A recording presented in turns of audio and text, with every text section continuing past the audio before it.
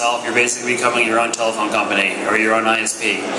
So all darknets work as an overlay network. What this means is that you've got everything up to the IP layer. The software you have to install run on top of that stack. So everything eventually will have an IP address, whether it's a v4 or a v6. It's just a matter of combining the mixing of the darknet to the IP addresses. Inside the darknets, they have their own addressing schemes. Almost all of them use an algorithm, so there is no central DNS where you don't have to register domains. It's automatic. By installing the software, it uses public key cryptography, and your public key or a hash of your public key is your address. That address is both the routing information to find where you are and your name, which is why you get things like gobbledygook.onion or a long string of numbers .I2P. This is because it's an algorithmic generation. It's not something that you can just go register.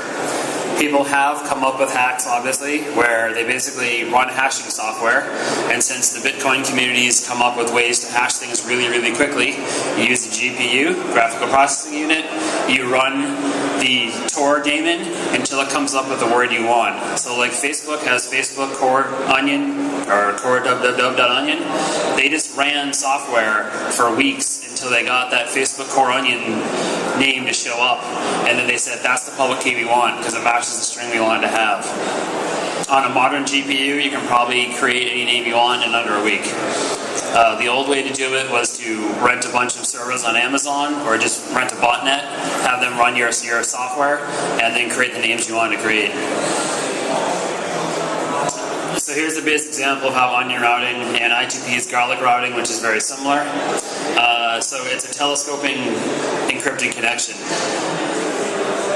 The simplest way to think about this is this spyglass. So you expand it out, each point has encryption to each point, and then at the end what you send through is the same. So another way to look at this is a classic thing, everyone's seen how this stuff works. Your Tor client, you have to download Tor and install it. It needs to see a picture of the whole network. It needs to pick out which routers it wants to know. It knows the whole path because the Tor client does not trust the Tor network. So the Tor client will then pick 3 servers. It'll pick the first node. The first node sends an encryption to that. Through that connection, it makes a connection to the middle relay. Through that connection, it makes a connection to the exit relay. Exit relay is where you come out of the network. So this is basically a 3-hop VPN. So you've extended 1 hop for each time. It's not 3 layers of encryption. It's just one VPN point to point, just through 3 different relays, all tunneled through each other. That's why this is the example. When you close this together, it looks like 1 hop. When you pull it apart, each hop is 1 layer of encryption.